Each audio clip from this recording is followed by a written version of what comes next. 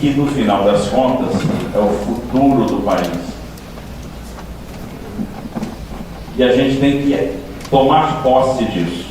Se o Exército nos dá preparo, se o país nos dá preparo, é para que a gente atue como força viva. É para que nós sejamos protagonistas da história. E se nós não formos, quem será? Então nós temos esse compromisso com o país. O compromisso de construir um país melhor. De não admitir fazer parte de geração perdida. Ninguém aqui vai ser parte da geração perdida. Não, nós vamos fazer parte da geração que vai deixar um legado. Nós vamos ser parte da geração que vai remontar, que vai reconstruir o Brasil e reposicionar, colocar o país onde ele merece, fazer com que ele exerça a sua vocação. E o Brasil está vocacionado para ser grande, para ser protagonista, para ser líder. E é o que os nossos líderes de hoje, de amanhã, farão. E me falaram isso lá atrás. Me lembro quando eu era aluno do INPE, eu assisti uma palestra do Antônio Emílio de Moraes, foi trazido aqui pelo general Amarante, que então era comandante do INPE. E ele falou exatamente isso. Quase como uma profecia. Não é profecia, é consequência de um trabalho que é feito aqui, um trabalho de excelência. Que começa lá no vestibular, que seleciona os melhores, aí tem um monte de professor aqui que faz um monte de maldade com os alunos, né, que castiga, aperta, não sei o quê, mas no final das contas estão formando grandes profissionais. Mas mais do que isso, estão formando brasileiros. E acreditem no que eu estou dizendo no dia de hoje, vocês nunca vão esquecer o Instituto. Ele vai estar guardado para sempre no coração.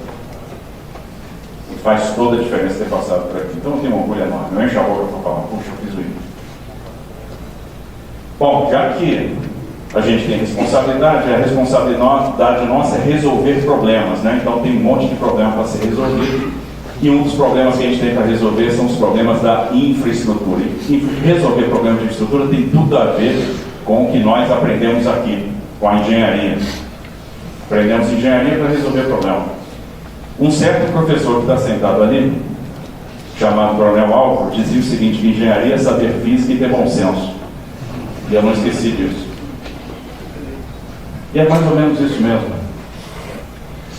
Bom, a gente sabe o que aconteceu no Brasil na história recente. O Brasil foi destruído, dilacerado, e ele precisa ser remontado.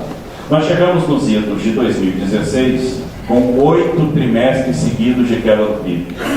Uma retração de PIB per capita na ordem de 9,4%, uma retração de demanda doméstica da ordem de 12%. Encolhemos muito. E as consequências estão aí. Falta de capacidade de investimento, desemprego. É preciso recuperar o país e atacar o grande desafio econômico do Brasil. E o desafio econômico do Brasil é o aumento da produtividade.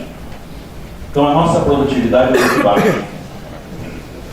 É inferior ao dos nossos pares, os países que competem conosco. E aumentar a produtividade é um grande desafio.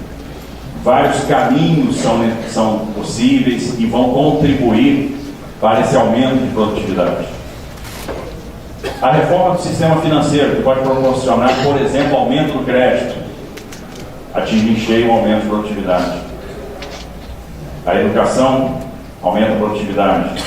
O investimento em infraestrutura aumenta a produtividade. Talvez seja uma das vias mais rápidas de construir ou de proporcionar esse aumento de produtividade. Então precisamos de investimento em infraestrutura.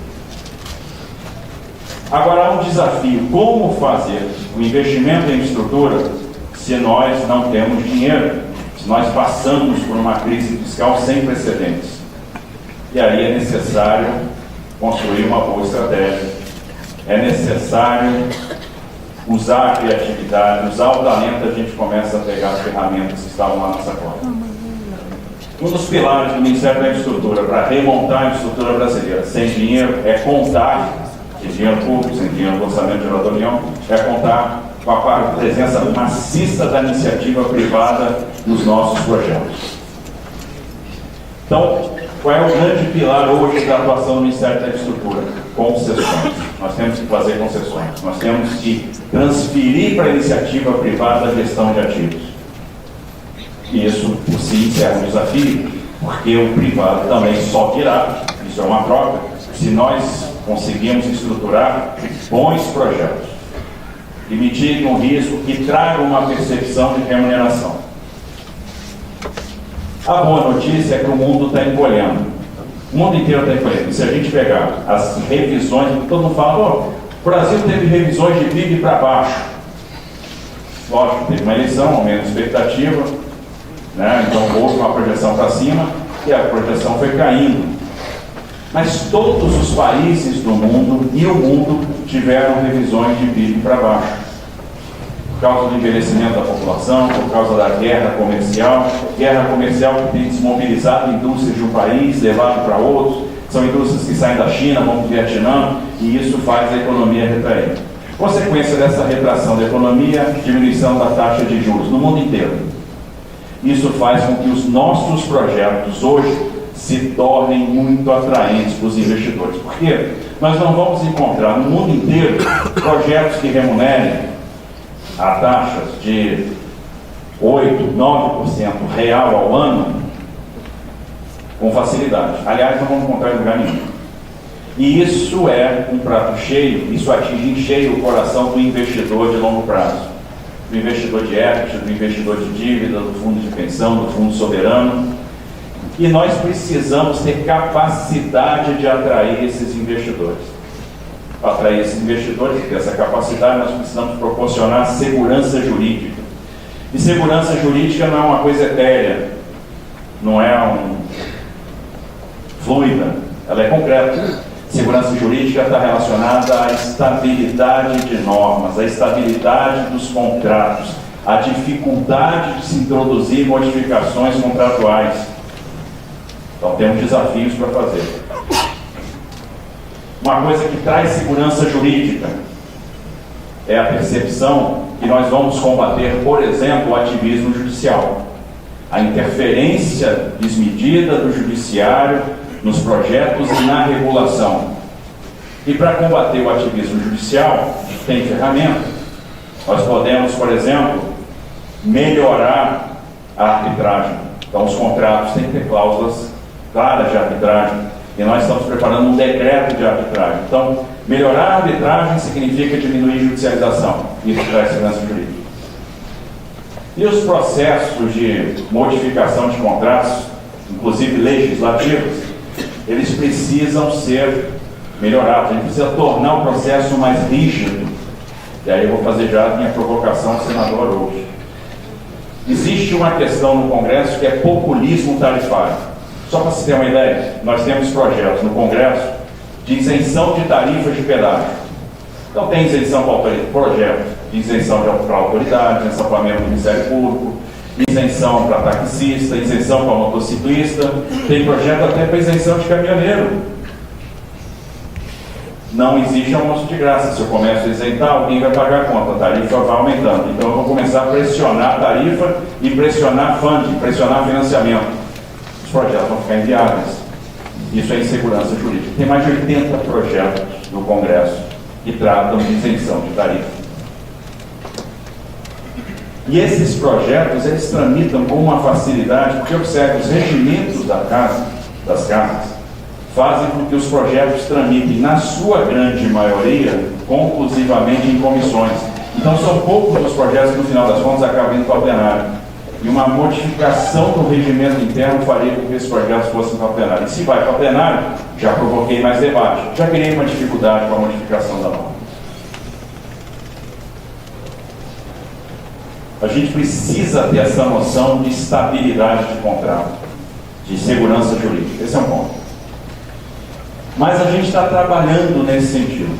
Então, pelo fortalecimento da arbitragem e pela postura que nós temos tido com aquelas concessões que fracassaram aí há pouco tempo.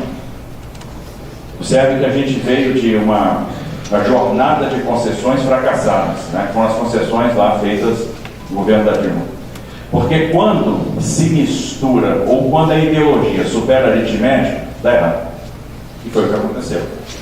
Se impôs uma quantidade enorme de investimentos que não tinham relação com a demanda. Pressiona a funding, pressiona a tarifa. Houve a imposição, por exemplo, da Infraero participar dos leilões de aeroportos, dos primeiros leilões de aeroportos. Isso é um incentivo ruim, porque aí a gente não consegue trazer o operador aeroportuário. A gente traz construtora e o construtor vai estar de olho na obra, porque ele sabe que o governo está pagando 50% da obra. Contrato com fracasso. Não podia dar outro resultado, senão as concessões todas fracassaram, todas estão inadimplentes e a gente precisa achar uma solução para isso. Se tentou por várias vezes a indulgência do Estado. E a indulgência estimula o comportamento oportunista. Foram apresentados projetos de lei no Congresso, por exemplo, para mudar a matriz de risco ou para alongar o tempo de investimento. E isso é uma mensagem ruim para o investidor lá de fora, porque ele pensa o seguinte: o mercado brasileiro é um mercado fechado. Não adianta eu participar de uma licitação e me preparar para participar dessa licitação. Por quê? Ora, alguém pode ser extremamente agressivo na hora do bid, ele ganha aquele ativo, não tem condição de realizar aquele projeto, mas depois o governo passa a mão na cabeça.